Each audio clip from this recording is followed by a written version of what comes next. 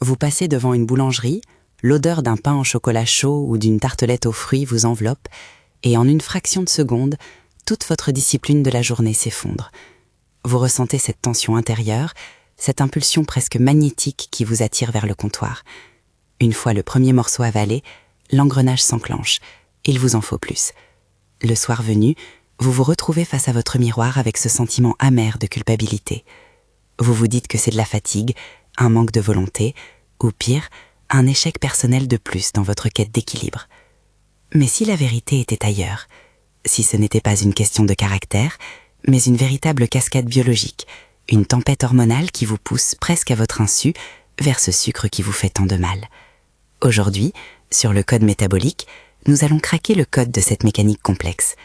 Nous allons explorer pourquoi le sucre agit comme un aimant sur votre cerveau, particulièrement après 35 ans, comment votre intestin envoie des messages secrets qui activent le système du désir, et surtout, comment reprendre le contrôle de votre silhouette sans plus jamais passer par la case culpabilité. Pour comprendre ce qui opère réellement en vous, il faut descendre de votre esprit conscient jusqu'aux parois invisibles de votre intestin. Les neurosciences modernes ont récemment découvert l'existence de cellules incroyables, les neuropodes. Ces capteurs, mis en lumière par les travaux de chercheurs internationaux comme le Dr Diego Boorquez, sont capables de sentir le sucre avant même qu'il ne soit digéré. Ce ne sont pas de simples récepteurs passifs, ils détectent la valeur calorique et envoient un signal immédiat via le nerf vague, cette autoroute de l'information qui relie vos organes à votre cerveau. Le problème, c'est que dans notre environnement moderne, saturé de produits industriels, ces neurones deviennent hyper réactifs. Ils transforment une simple information nutritive en une urgence métabolique. Le nerf vague fait remonter cette information jusqu'aux structures profondes de votre cerveau, là où réside le système de la récompense. C'est ici qu'entre en scène la dopamine. Contrairement à ce que l'on pense souvent, la dopamine n'est pas la molécule du plaisir éphémère, mais celle de la motivation et de l'anticipation. Elle est cette petite voix intérieure qui murmure « Encore, c'est vital, ne t'arrête pas ». La recherche à Stanford, notamment à travers les analyses de la psychiatre Anna Lembke, nous explique que notre cerveau fonctionne comme une balance entre le plaisir et la douleur. Lorsque vous consommez du sucre, la balance penche violemment du côté du plaisir. Mais le cerveau, qui recherche l'équilibre à tout prix, va forcer la balance à pencher de l'autre côté, celui du manque, pour compenser. C'est ce qu'on appelle la régulation à la baisse. Voilà pourquoi, après l'euphorie du sucre, vous ressentez ce vide, cette irritabilité et cette envie irrépressible de recommencer. Pour nous, femmes de plus de 35 ans, le piège est décuplé par les fluctuations hormonales. Les oestrogènes influencent directement la sensibilité de vos récepteurs à la dopamine. Lorsque leur taux varie, votre cerveau cherche désespérément à compenser cette perte de confort intérieur par des sources de plaisir rapides. Le sucre devient alors une béquille hormonale. Mais cette béquille finit par briser votre métabolisme. C'est ce que le docteur Robert Lustig, une autorité mondiale sur le métabolisme, appelle un leurre nutritionnel. Votre cerveau reçoit un signal de récompense massif, mais vos cellules, elles, restent affamées de vrais nutriments. Résultat, vous stockez du gras abdominal, vous fatiguez votre pancréas et vous entrez dans un cercle vicieux. La bonne nouvelle, c'est que votre métabolisme n'est pas une fatalité. C'est un système plastique, capable de se reprogrammer. Des recherches cliniques montrent que certains nutriments agissent comme un véritable baume sur ces circuits neuronaux enflammés. Les oméga 3, et particulièrement l'EPA, sont essentiels. L'EPA aide à fluidifier vos membranes neuronales et à stabiliser la communication entre votre intestin et votre cerveau. En consommant suffisamment d'EPA, vous calmez littéralement l'inflammation de votre système de récompense. Votre microbiome est votre deuxième grand allié. Vos bactéries intestinales ne font pas que digérer, elles produisent des neurotransmetteurs.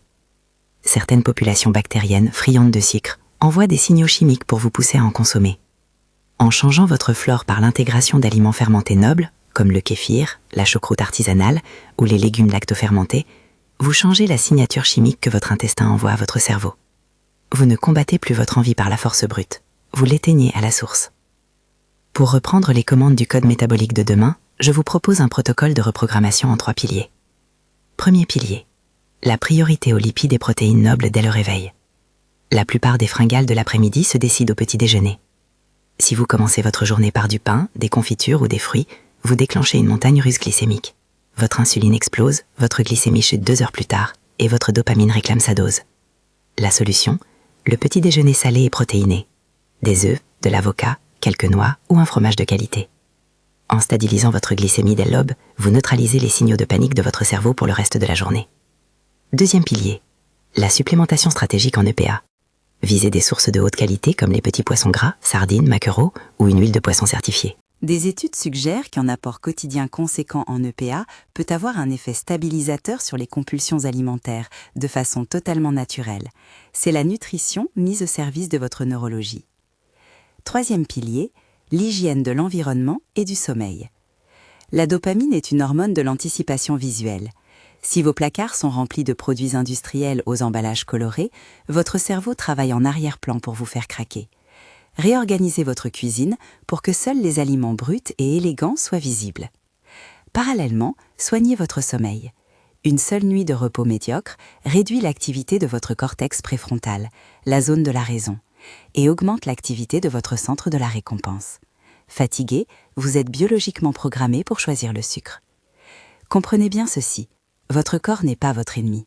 Ces fringales sont les cris de détresse d'un système biochimique déséquilibré par un environnement moderne. En changeant vos apports, en soignant votre flore et respectant vos rythmes biologiques, vous redonnez à votre système la capacité de retrouver son point d'équilibre. La neuroplasticité est de votre côté. Ce n'est pas un combat contre vous-même, c'est une réconciliation avec votre biologie profonde pour retrouver votre allure, votre énergie et votre clarté d'esprit. Il est temps d'arrêter de vous blâmer. La science nous montre que le chemin vers la minceur et la santé passe par la compréhension de notre code interne, pas par la privation. Si cette approche scientifique et élégante de la santé résonne en vous, n'oubliez pas de laisser un j'aime pour soutenir mon travail. Abonnez-vous à la chaîne Le Code Métabolique pour ne manquer aucune de mes prochaines analyses. Ensemble, nous allons décoder les secrets de votre longévité. Prenez soin de vos hormones. Elles sont le véritable secret de votre rayonnement. Merci de m'avoir écouté et à bientôt.